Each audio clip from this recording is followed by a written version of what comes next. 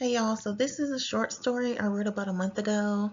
It's called Daisies, Yella, and it's about this older lady telling of her first experiences with the Holy Spirit and how she quickly became content with God's presence alone, no matter where she was in life or what was happening to or for her. It's being told from the perspective of a lady with a very southern accent. And I think I have a bit of an accent, so I think that'll help tell the story. All right, so y'all, let's read Daisies, Yella. Yellow daisies are my favorite flowers. They always have been. I remember when I was really, really small, I would love lying in that field of flowers near Papa Joe and Grandma Joanne's. Those were my mama's parents.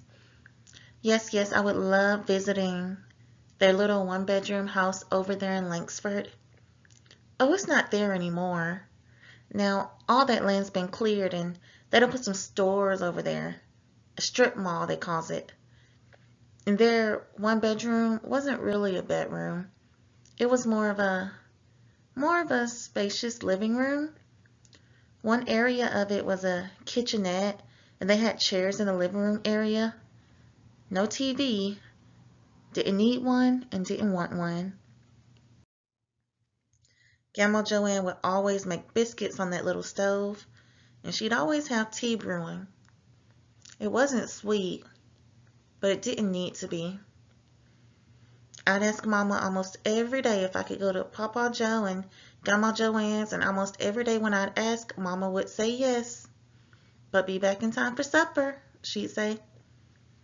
I'd spend time with Grandma Joanne and with Papa Joe. I'd drink that tea, then I'd go on over to that field of flowers. Oh, I loved that field of flowers. I'd run to it. Took me less than a minute. I'd walk out their back door, then head on over.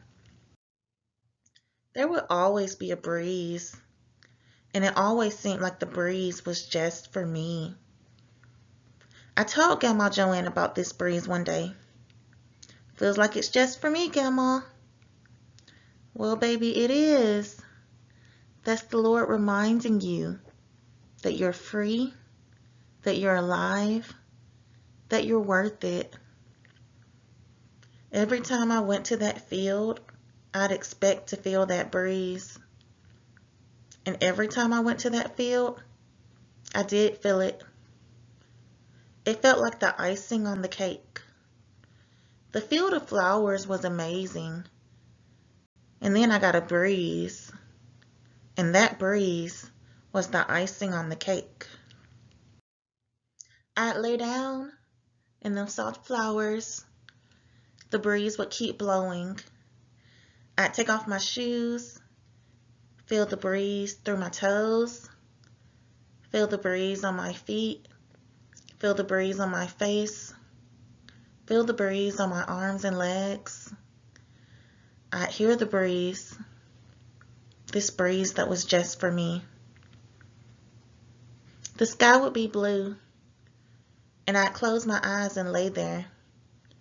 I'd wake up to a sky that was all sorts of colors and to Papa Joe calling me, telling me to get home.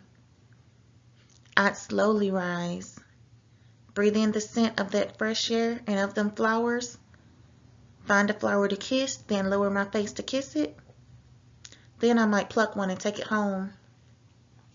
I'd hug Grandma and Papa, then run the half-mile home to eat whatever good food Mama cooked. I knew that those flowers would be waiting for me the very next day. Soon after that, Daddy got a job in the city, so we left Langsford. Oh, I missed it. Missed them flowers too. Missed Grandma and Papa, but we still saw them from time to time. The city was so loud, concrete everywhere. Most days I didn't see a flower anyplace. The ones I plucked hadn't died.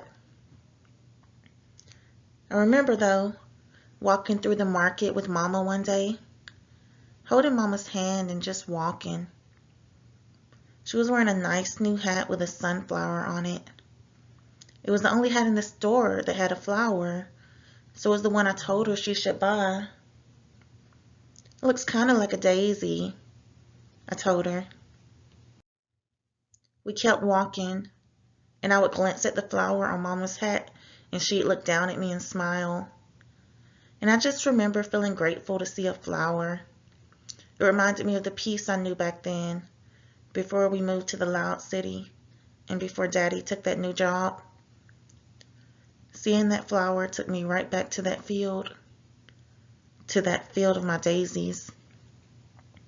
And I stopped walking because in my mind, I was feeling that peace again. And I could think of nothing and see nothing but my flowers. I saw only those flowers surrounding me. And as I breathed in the memory, I felt my body take a breath as well. And I felt the breeze again. That same familiar breeze. And I remember what Grandma said, that it was God. But I felt for the first time that it was God. That God was with me and that I was okay no matter where I was. What you doing, girl? Stopping.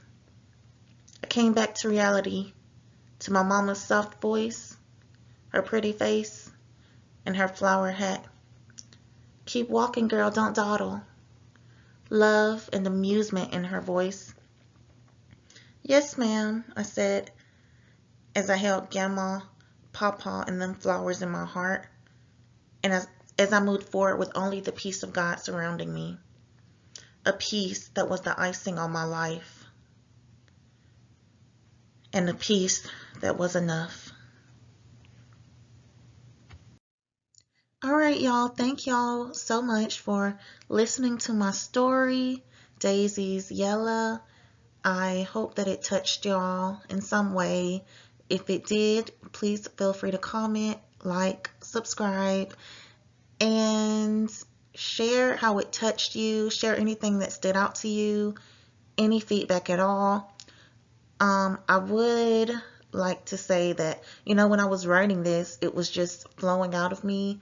But when I went back and reread it, I realized that subconsciously, I was writing about the change and revelation that was taking place in my own life. And I feel like some particular parts of this just really just show God's character and love.